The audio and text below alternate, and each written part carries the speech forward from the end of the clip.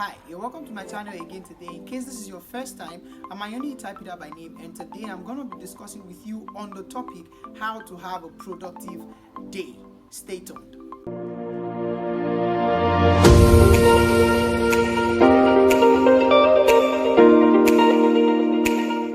There is no better way to have a productive day than to have the day finished before you start it.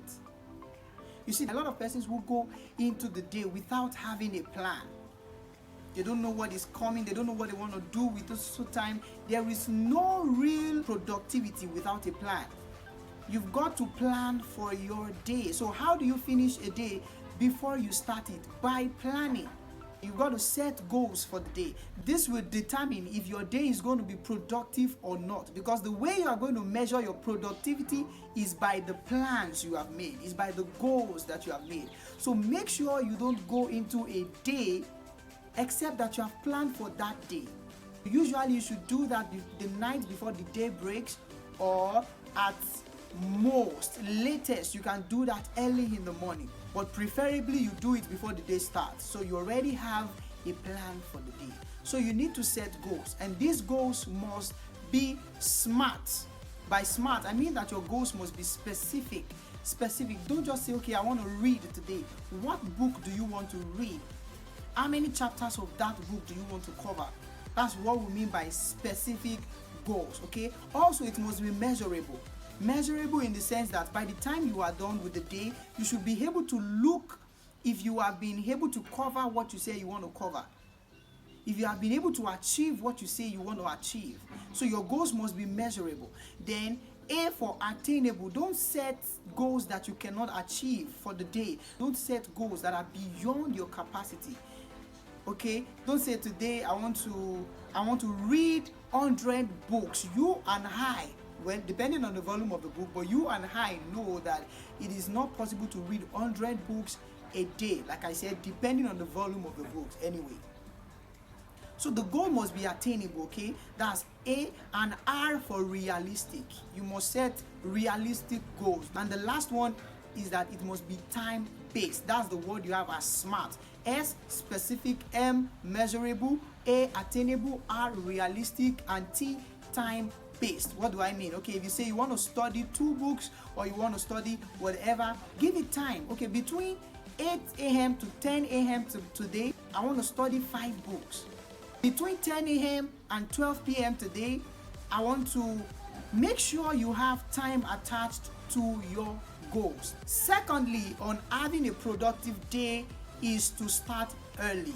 You start early. You see, when I see people wake up late and they're expected to have a productive day, there is nothing productive about lateness. You got to watch the time you start your day.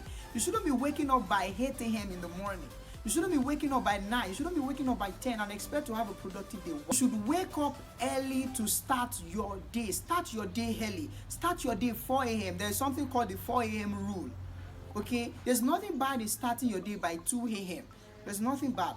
So make sure you start your day early. That will help you, because you see, when you start your day early, you save yourself enough time. You are able to achieve more.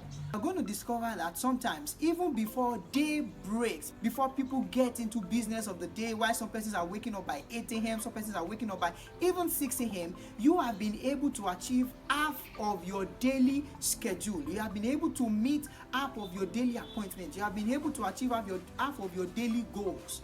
Starting early is so important in having a productive day. Thirdly, on having a productive day is to always start with the most important, not necessarily the most difficult. You know, some persons really suggest that you start with the most difficult, but I suggest that you start with the most important. Start with the most important. Ask yourself, if I'm only able to achieve one out of all these goals for today, what would it be? And start with that, because whatever is important should be treated with priority. Quickly to the fourth way on having a productive day, there is something called Touch It Once Rule by Brian Tracy. Touch it once rule. Touch it once rule. Okay, so what does that mean? That means that once you set your mind to do something for the day, you don't go into the next agenda, you don't go on to the next plan until you finish it. Okay, so let's say that I have a plan and I'm going to read 2 books today. I have a plan and I'm going to read 5 chapters today.